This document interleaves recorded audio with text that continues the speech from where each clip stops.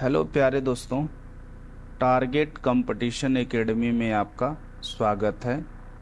यहाँ पे हम लोग पढ़ेंगे एनसीईआरटी मैथ्स कक्षा 10 का जो भी है उसको हिंदी माध्यम में पूरा पढ़ा जाएगा। और ये हमारा क्लास नंबर 4 होगा, यानी चौथा वीडियो है जिसमें हम लोग प्रश्नावली 1.2 को कवर करेंगे। और कल हमने यहाँ तक क्वेश्चन नंबर 2 तक बता दिया था प्रश्नावली का पिछले वीडियो में, और आज हम लोग देखेंगे क्वेश्चन नंबर 3, यानी कि यहाँ से इसको पढ़ा जाएगा। ठीक ना।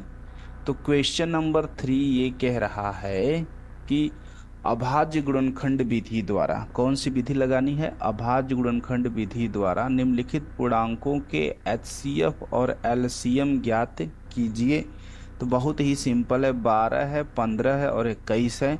तो इसका सलूशन कैसे करेंगे? पहली बात तो 12 का आप अभाज्य गुणनखंड करिए तो 12 बराबर लिख सकते हैं 2 दूना के 4 तिहाई 12।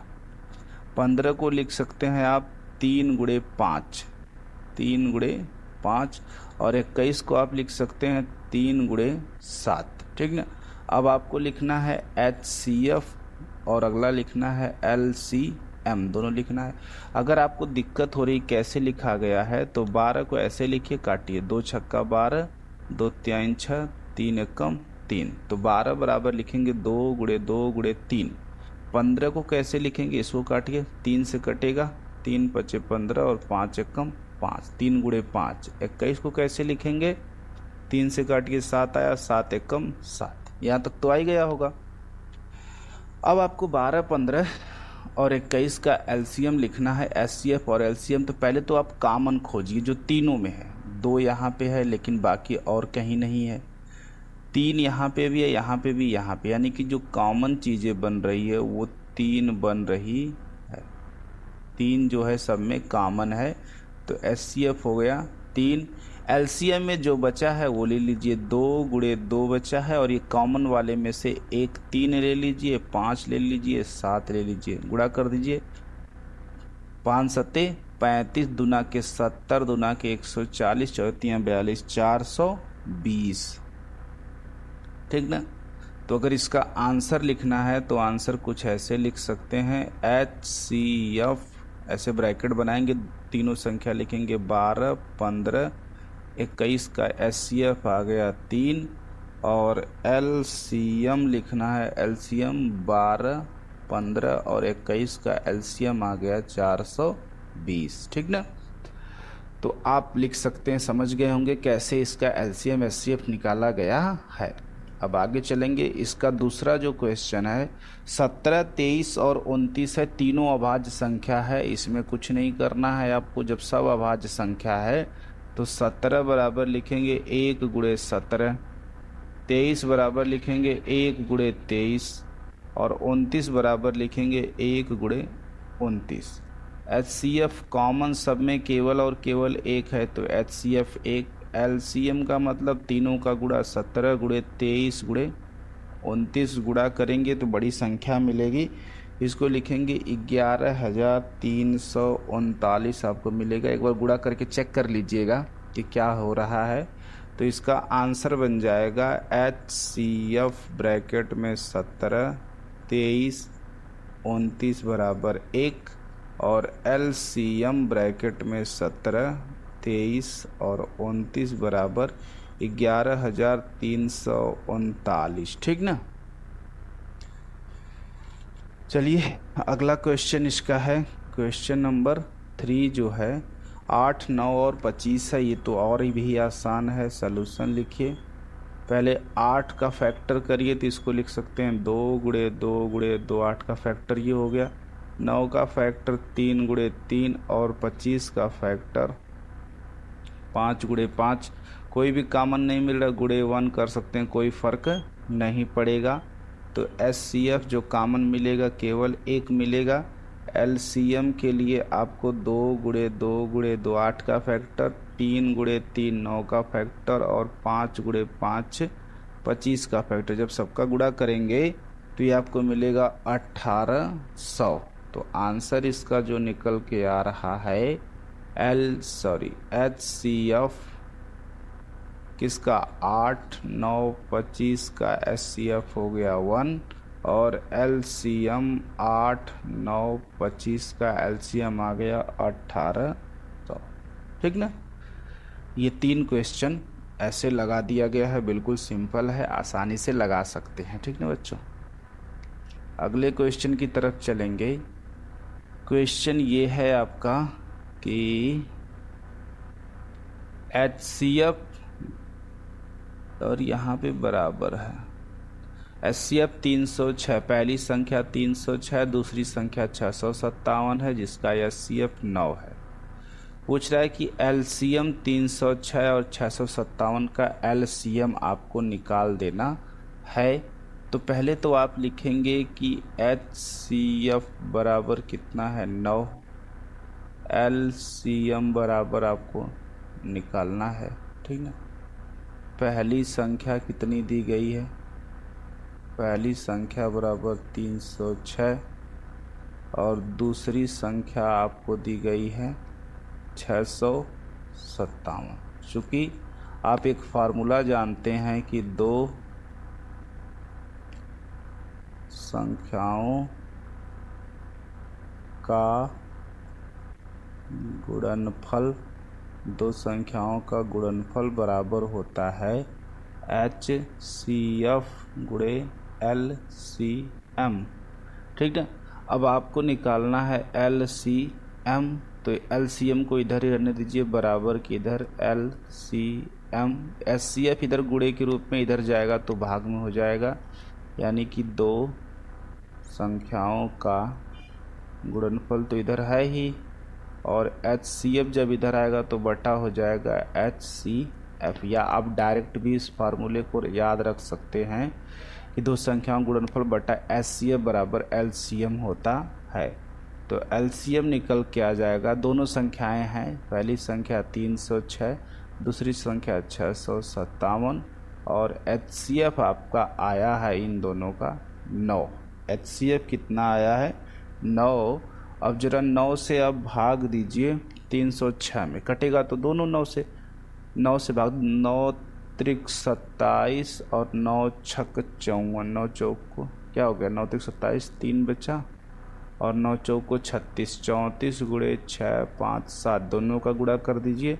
जब दोनों का गुणा करेंगे तो ये मिलेगा 22,338। गुणा करके एक बार चेक कर लीजिएगा, यानी कि LCM दोनों संख्या लिखिए 306 कामा 657 बराबर कितना आ गया 22,338 आ रहा है। ये आपका आंसर हो जाएगा। ठीक है।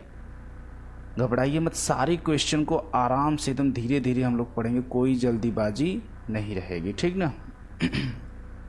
Question number 5। हाँ ये क्वेश्चन ठीक है, जैसा कि पिछले वीडियो में मैंने एक क्वेश्चन बताया था 4 के पावर n वाला, वैसे ही ये क्वेश्चन आपका है। यहाँ पे इसका सलूशन कैसे लिखा जाएगा, थोड़ा निब को हम पतला करते हैं।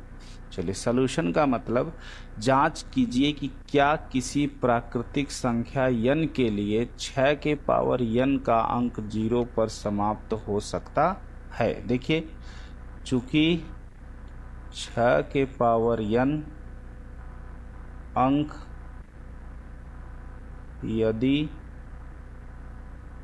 0 पर समाप्त होगा, 0 पर समाप्त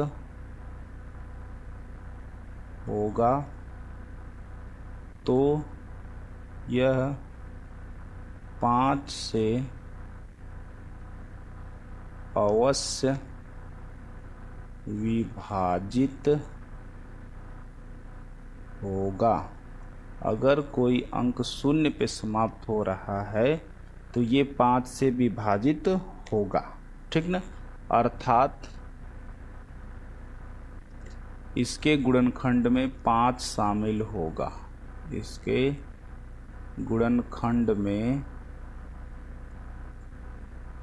5 शामिल होगा। अगर ऐसा होगा तो होगा ही 5 शामिल। लेकिन जनरली क्या हो रहा है, चूंकि 6 के पावर n बराबर, इसको लिखा जा सकता है 2 गुणे 3 और उसके पावर n, यानी कि 2 गुणे 3 और उसके पावर n लिखा जा सकता है। ठीक ना, देखिए ध्यान समझिएगा। 6 के पावर n को ऐसे लिखा जा सकता है, या इसको लिखा जा सकता है 3 गुणे 2 के पावर n। अब n का मान अगर यदि n बराबर 1 2 3 डॉट डॉट डॉट इनफाइनाइट प्राकृतिक संख्या है, तो अगर n का मान आप 1 रख रहे हैं, 3 गुणे 2 के पावर 1 रखेंगे तो यही मिलेगा 3 गुणे 2। 3 गुणे 2 के पावर अगर आप 2 रख रहे हैं तो ये मिलेगा 3 गुणे 3 गुणे 2 गुणे 2। 3 गुणे 2 के पावर अगर आप 5 रख रहे हैं तो 3 जो होगा वो 5 बार होगा और 2 जो होगा वो 5 बार होगा, यानी कि गुणनखंड में कहीं भी 5 शामिल नहीं होगा, अर्थात गुणनखंड में केवल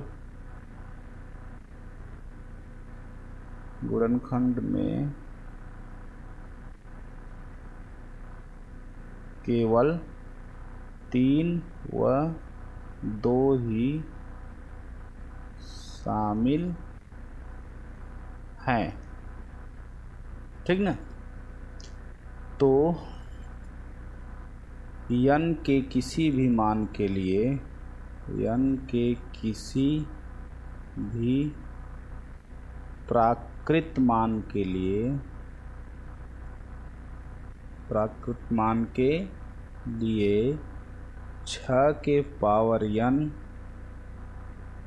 अंक 0 पर समाप्त नहीं होगा, 0 पर समाप्त नहीं होगा। बिल्कुल जनरल सी बात है, इसको ऐसे सॉल्व आप कर लें। यहीं पे देखने पे आपको पता चल जाएगा कि ये 0 पे समाप्त होगा या नहीं। यहाँ पे आप देख रहे हैं ना 3 और 2 के रूप में मिल रहा है, तो इसका मतलब कहीं पर भी ये 0 पर समाप्त नहीं होने वाला है। ठीक, समझ में आ गया है।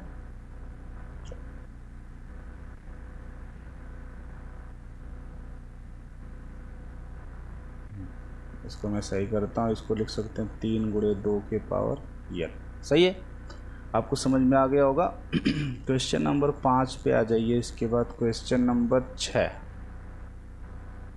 क्वेश्चन नंबर 6 ये कह रहा है कि व्याख्या कीजिए कि 7 गुणे 11, 7 गुणे 11 गुणे 13 और प्लस 13 और 7 गुणे 6 गुणे 5 गुणे 4 गुणे 3 गुणे 1 और प्लस 5 भाज्य संख्याएं क्यों हैं। ये संख्या भाज्य क्यों है, तो चलिए देखिए क्यों ये भाज्य संख्या है, इसको समझते। गुणा करके लिखने की ज़रूरत नहीं है। ये दोनों भाज्य संख्याएं लिखेंगे आप, ये दोनों भाज्य संख्या है, भाज्य संख्या है क्योंकि, थोड़ा सा समझिए, क्योंकि दोनों संख्याएं, ये जो दोनों संख्याएं हैं, दोनों संख्या a बराबर BQ और प्लस R के रूप की हैं। ठीक ना, जिसमें Q या B जो है, जिसमें Q नहीं B, Q तो जिसमें B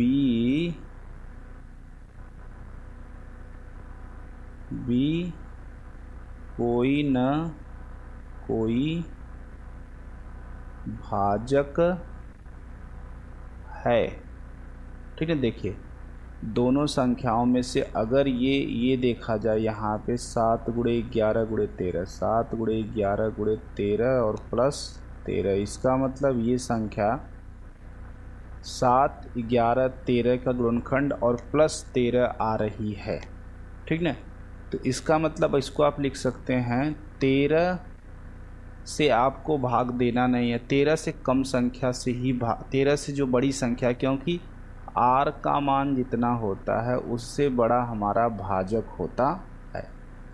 आर का मान से बड़ा ही हमारा भाजक होगा, बी जो होगा वो आर के मान से बड़ा होगा। यहाँ आर का मान 13 है, तो मान लीजिए 13 सते 91 से संख्या कट रही है और 11 बार जा रही है प्लस 13 आ रहा है, तो इसलिए ये भाज्य संख्या। इसी तरह से दूसरे वाले को देखा जाए तो ये संख्या 7 से कट सकती है, 6 से कटेगी, तभी नहीं ये सब इसके भाग जा रहे हैं, और प्लस 5 से फल में कट रहा है। तो आपको सिर्फ यहीं तक लिखना है जिसमें कोई न कोई भाजक है, अतः ये संख्याएं भाज्य हैं, अतः संख्याएं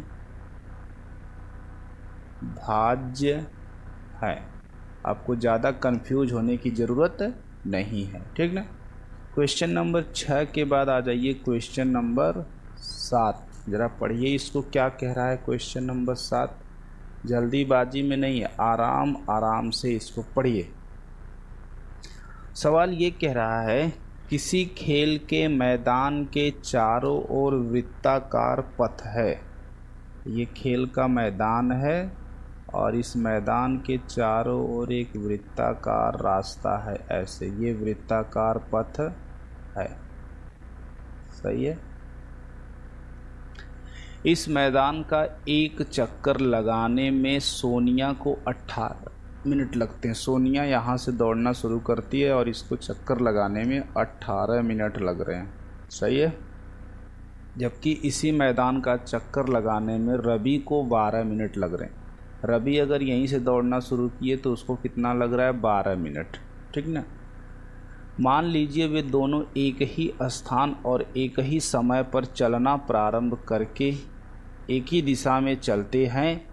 दोनों एक साथ यहाँ से दौड़ना शुरू करते हैं दोनों, तो कितने समय बाद वे पुनः प्रारंभिक स्थान पर मिलेंगे। तो ये इसको 18 मिनट एक को लगेगा राउंड करने में, आगे आगे चलेगा, और एक को 12 मिनट लगेगा। ये तेज़ चलेगा और ये थोड़ा स्लो चलेगा, तो ये आगे निकल जाएगा, ये फिर वापस पीछे आएगी। तो ऐसे चक्कर लगाते जाएंगे तो एक ऐसा टाइम आएगा कि दोनों फिर से आके एक साथ यहीं पर आएंगे।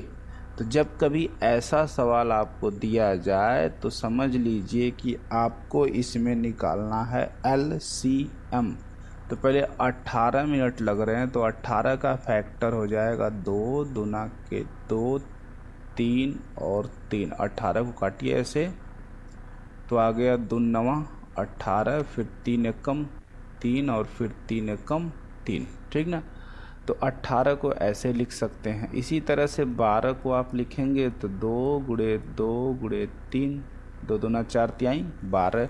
अब इसका HCF हमको निकालना है, सॉरी HCF क्या करेंगे निकाल के, आपको निकालना है LCM। क्या निकालना है, LCM। तो LCM कैसे निकलेगा, LCM बराबर, पहली बात तो जो कॉमन है उसको एक ही बार लेंगे, यहाँ पे भी जो कॉमन है उसको भी एक बार। तो पहले तो 2 हो गया, अब बचा हुआ 1 2 है, फिर 3 वाला कॉमन है और बचा हुआ 1 3 है। गुणा कर दीजिए, 3 त्रिका 9, दूना के 18, दूना के 36, यानी कि 36 मिनट इनको लगना है। अर्थात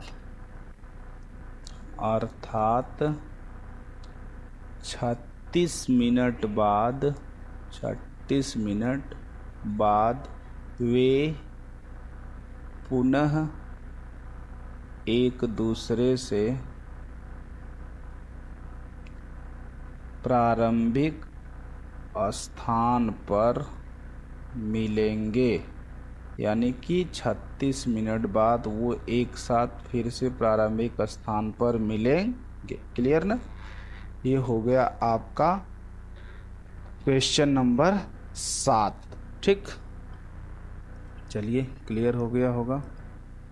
अब मैं क्या कह रहा हूँ कि मैंने पढ़ा दिया आपको प्रश्नावली 1.1 थियरी के साथ, फिर प्रश्नावली 1.2 भी थियरी के साथ। इसमें भी हमारा 2 क्लास लगा है, 2 वीडियो लगा है, और इसमें भी हमारा 2 क्लास लगा है, ठीक ना। अब इसके बाद हम लोग चलेंगे कहाँ पे, प्रश्नावली 1.3 की तरफ चलेंगे और उसके बाद आगे जो चैप्टर आएगा उसको कंप्लीट करते चलेंगे। प्यारे बच्चों, आप लोग पढ़ रहे हैं, इसको अच्छे से पढ़ते रहिए। यहाँ पे एनसीईआरटी का संपूर्ण सिलेबस आपको कवर कराया जाएगा। 9th 10th 11th 12th का मैथ्स और उसके बाद इसमें साइंस भी आपको कवर कराया जाएगा। 9th 10th 11th 12th का मैथ आपको वीडियो मैथ्स का मिलना शुरू हो गया होगा। साइंस का वीडियो भी आपको मिलना शुरू हो जाएगा जल्द ही, और पूरे क्वेश्चन और पैटर्न डिटेल्स के साथ हम लोग पढ़ेंगे साइंस भी और मैथमेटिक्स भी, ठीक ना। आपको मैं प्रॉपर एक नोट्स बनाने का आइडिया भी दे रहा हूँ कि कैसे आपको नोट्स बनाना है, तो आप बनाते रहिएगा। वीडियो अगर पसंद आ रहा है तो आप इसे लाइक ज़रूर करिएगा, और जो कुछ भी आपको कमेंट करना होगा कमेंट करिएगा, और उसके बाद चैनल को सब्सक्राइब कर लीजिएगा। और हाँ, अगर आपको कोई डाउट हो रहा है क्वेश्चन में तो मैंने आपको दे रखा है नंबर 9026630769 पे आप मुझे व्हाट्सएप कर सकते हैं, ठीक है। कॉल नहीं, केवल और केवल व्हाट्सएप कर सकते हैं। मैं आपके क्वेश्चन का जवाब देने की कोशिश करूँगा। जब भी मैं फ्री होऊंगा मैं आपको ज़रूर इसका जवाब दूंगा, ठीक ना। चलिए, यहाँ तक तो आपको क्लियर हो गया होगा। अब हम लोग चलेंगे अगले क्लास की तरफ, लेकिन मिलेंगे अगले क्लास में अगले वीडियो में। तब तक के लिए बाय बाय। पढ़ते रहिएगा, पढ़ाई करते रहिएगा, ठीक ना। चलिए, इसको मैं सेव कर लेता हूँ।